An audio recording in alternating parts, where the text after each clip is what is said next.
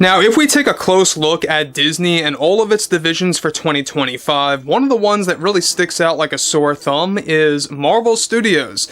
We know that a lot of expensive projects that are led to fail are on the horizon. Everything ranging from Captain America 4 to Thunderbolts to, let's not forget about Fantastic Four and Blade. There's been a lot of drama happening between all of those projects, and let alone we also have Bob Iger wreaking havoc over at all divisions for Disney. It doesn't matter if it's Walt Disney Animation Studios, Pixar, Lucasfilm, Marvel Studios, just to name a few there. Everything is in bad shape right now from this point on forward. This is Mike Zero. Subscribe if you're new and like this video to see future updates. You can also follow me at Mike01. I thank you all so very much for the great and kind support. So I would definitely go as far to say that Bob Iger is the absolute worst CEO of Disney of all time, arguably the worst CEO period around the entire world.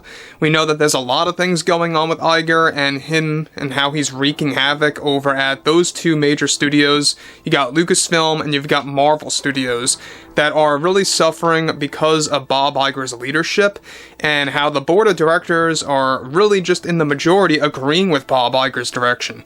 So what's interesting about all of this is exactly what Bob Iger had to deliver when it comes to what's going on with the financial situation over at Disney and why it's basically a recipe for disaster based on what he was able to really kind of put out there when it comes to all the divisions and the business models that he actually likes to call them, and everything else related to Disney Plus. We know that rate hikes are on the horizon as well, but let's get into this. Now, with Bob Iger actively involved in damage control across all divisions over at the Disney company, one major development has to do with Iger and his plans for the Marvel Universe moving onwards.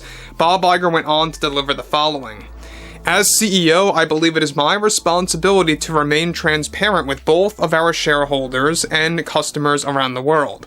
As per our many business models and divisions here at Disney, our number one priority right now will be by applying our cost-cutting measures to two of our valued divisions. This includes both Lucasfilm and Marvel Studios that we hope to pursue smaller scale projects moving onwards as part of our cost containment plan to reduce spending and funds on unnecessary parts of production and how we can create new normal for how films are made in the film industry.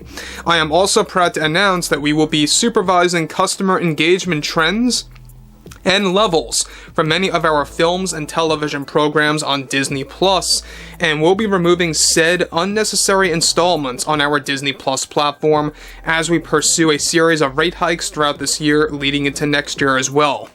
Both Disney Plus, Hulu, and ESPN will be undergoing cost-cutting measures that we believe is only responsible on our end in how we interact with our customers with entertainment. By applying our revised cost containment strategy to all of our business models and divisions, we will be able to properly right-size all of our entertainment, employees, and gather the necessary statistics to find our best route to success for 2024 and beyond. We don't view this as any concern for the future of our divisions and their success here at the Disney company, both in the long term or short term, and it's simply nothing more than a minor speed bump to change our trajectory for our entertainment fields for all film and television. So guys, let me just pause here quick. So the fact that he is saying that this is all about changing their trajectory when it comes to business models and divisions over at Disney. So I think that you're going to see this massive shift on the current status of ESPN, Hulu, Disney Plus, and you're going to really be able to compare it night and day based on, let's say, the fourth quarter of this year compared to like 3 years ago. You're going to see a wide difference in what's available, what you're able to watch and or entertain yourself with there.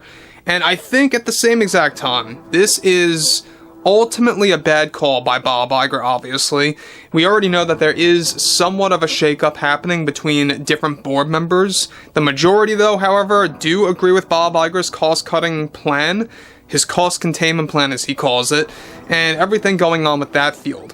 So what's interesting about this is the fact that they are doubling down on really kind of utilizing this strategy to create smaller scale projects. Alright, we knew that the first step was by kind of getting rid of unnecessary sequels in the Marvel Cinematic Universe and for other brands out there like Star Wars, etc., which is kind of hypocritical, to be honest, and contradictory in nature, because Bob Iger is the one who greenlit the Rey Skywalker movie, and that basically is a sequel to The Rise of Skywalker, so it makes no sense to me. I don't know about you guys, but moving onwards, he goes on to further elaborate. Our main focus are projects like Lucasfilm, Marvel Studios, Pixar, and Walt Disney Animation Studios, and what they have to offer, and how we can actively find a way to properly right-size all aspects of those divisions.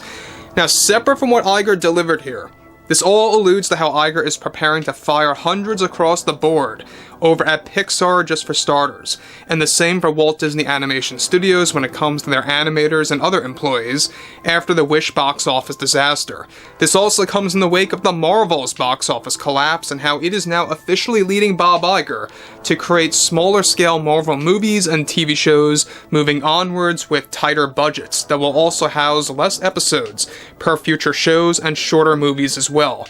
Iger is also preparing to make another announcement by the second quarter of this year on canceling specific Lucasfilm and Marvel Studios projects. This will apply to both film and television. Now, different board members, like I said before, at Disney are also in a shakeup over Bob Iger's recent changes across many divisions for the company. However, the majority of board members agreed with Iger's approach, which is why his cost containment strategy is getting greenlit and going into full effect in just a short number of months from now. So, Q2 of 2024 is going to be quite disastrous from what it seems for Disney. Will it be enough to kind of make the board members take another side? Who knows? We'll have to wait and see what kind of ramifications come as a result of this.